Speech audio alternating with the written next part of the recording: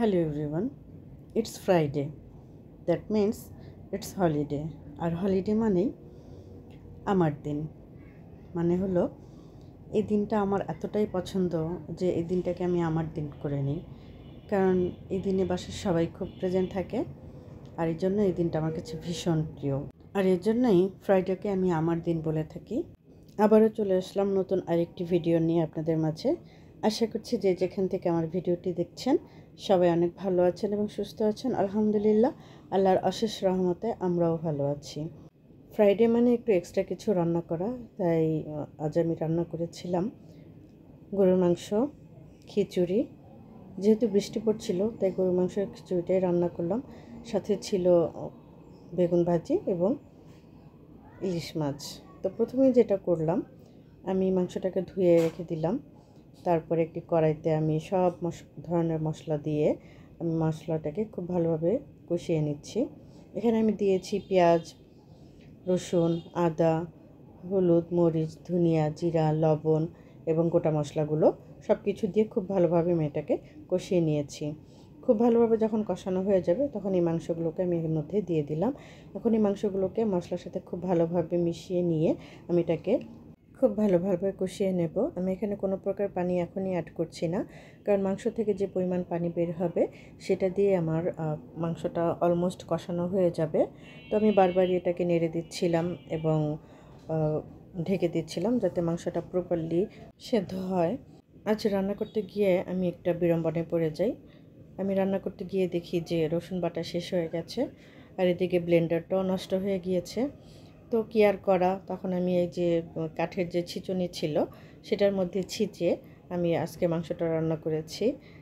আমি কখনো এইভাবে রান্না করিনি। আমি সবসময় ব্লেন্ড করেই রান্না করি আদা রসুন। এভাবে ছিঁচে কখনো রান্না করিনি। আমার মধ্যে একটু কনফিউশন ছিল যে মশলাটা ছিঁচে দিলাম এটা খেতে ভালো হবে কি না। তো আলহামদুলিল্লাহ, রান্নাটা আসলে খুবই মজা হয়েছিল। প্রথম পর্যায়ে মাংসটা কষানো হয়ে গিয়েছে, অর্থাৎ মাংস থেকে যে পরিমাণ পানি বেরিয়েছিল সেই পানিটা অলরেডি শুকিয়ে গিয়েছে। তারপর আমি আবারও পর্যাপ্ত পরিমাণ পানি দিয়ে দিলাম, কারণ মাংসটা একটু শক্ত শক্ত মনে হচ্ছে, এটা সেদ্ধ হতে একটু সময় লাগবে। তাহলে সেজন্য আমি এখানে বেশ কিছু পরিমাণ পানি দিয়ে দিলাম। সাথে দিয়ে দিলাম পেঁয়াজ কুচি অনেকটা। এভাবে পেঁয়াজ কুচি পরে দিলে এর ফ্লেভারটাও ভালো আসে এবং খেতে অনেকই সুস্বাদু হয়, তাই আমি এটা এভাবে দিয়ে দিলাম। সাথে দিয়ে দিলাম পর্যাপ্ত পরিমাণ কাঁচামরিচ। কাঁচামরিচের ফ্লেভারটা গরুর মাংস আমার ভীষণ ভালো লাগে, তাই আমি চেষ্টা করি বেশি পরিমাণে কাঁচামরিচ দিয়ে রান্না করার জন্য। তো মাংসটা হতে হতে আমি যেহেতু খিচুড়ি রান্না করব, তাই আমি এখানে মুগ ডালটা ভেজে নিচ্ছিলাম। মুগ ডালটা যখন কালারটা হালকা চেঞ্জ হয়ে যাবে ঠিক ওই পর্যায়ে এটাকে নামিয়ে নিতে হবে। তারপরে আমি চাল এবং ডাল, মুসুরির ডাল আগেই মিশিয়ে রেখেছিলাম, সেই চালের সঙ্গে মুগ ডালটাও মিশিয়ে দিয়ে এখন খুব ভালোভাবে এটাকে ধুয়ে নেব। এদিকে মাংসটাও আমি বারবারই নেড়ে দিচ্ছিলাম এবং চেক করছিলাম যে সেদ্ধ হচ্ছে কিনা। সেজন্য আমি একটা বাটিতে তুলে নিলাম। তুলে নিয়ে আমি একটু খেয়ে দেখলাম যে না, মাংসটা সেদ্ধ হয়েছে। তারপর আমি এখানে আলু দিয়ে দিলাম। আমাদের বাসায় আলুটা খুবই পছন্দ করে মাংসের মধ্যে, তাই আমি একটু বেশি পরিমাণে আলু দিয়ে দিলাম। এখন এই আলুটাকে মাংসের সাথে খুব ভালোভাবে মিশিয়ে নিয়ে এখন আলু এবং মাংস দুটোটাকেই খুব ভালোভাবে কষিয়ে নিতে হবে। এদিকে আমার গ্যাসের অবস্থা খুবই খারাপ, গ্যাস একেবারেই থাকে না। আপনারা অলরেডি দেখে বুঝতে পারছেন, বলক আসতেই অনেকটা সময় লেগে যাচ্ছে। তো এভাবে আমাকে আসলে প্রতিদিনই মানে যুদ্ধ করে রান্না করতে হয়। যাই হোক, আমি এখন খিচুড়িটা বসিয়ে দিব। তো হাঁড়িতে তেল দিয়ে দিলাম, তেল দিয়ে আমি পেঁয়াজটা দিয়ে দিলাম। পেঁয়াজটা একটু ভেজে নিয়ে তার মধ্যে সেই ছিঁচে রাখা রসুন এবং আদা বাটা দিয়ে দিলাম। রসুন এবং আদা বাটাকে খুব ভালোভাবে পেঁয়াজের সঙ্গে ভেজে নিতে হবে। সাথে আমি অ্যাড করে দিলাম লবণ, যাতে মশলাগুলো পুড়ে না যায়। আর সাথে অ্যাড করে দিলাম গোটা মশলাগুলো, এখানে তেজপাতা, এলাচ, দারচিনি এবং লং দিয়ে আমি মশলাটাকে খুব ভালোভাবে ভেজে নিলাম। বেশ কিছুটা সময় নিয়ে একটু সময় নিয়ে ভাজতে হবে, যাতে আদা এবং রসুনের কাঁচা গন্ধটা চলে যায়। যখন খুব সুন্দর একটা স্মেল বের হবে তখন আমি এর সঙ্গে অ্যাড করে দিচ্ছি শুকনো উপকরণগুলো, যেমন হলুদ, মরিচ, তারপর অ্যাড করে দিলাম জিরার গুঁড়ি এবং তারপরে অ্যাড করে দিলাম ধনিয়ার গুঁড়ি। এখন এই মশলাগুলোকে খুব ভালোভাবে কষিয়ে নিতে হবে। খুব ভালোভাবে যখন কষানো হয়ে যাবে তখন এখানে ধুয়ে রাখা সেই চাল এবং ডালগুলো এখানে দিয়ে দিতে হবে এবং এই চালটাকে মশলার সাথে খুব ভালোভাবে ভেজে নিতে হবে। চালটাকে আপনি যত ভালোভাবে ভেজে নেবেন এটা তত ঝরঝরা হবে খিচুড়িটা। এজন্য চালটাকে খুব ভালোভাবে ভেজে নিতে হবে।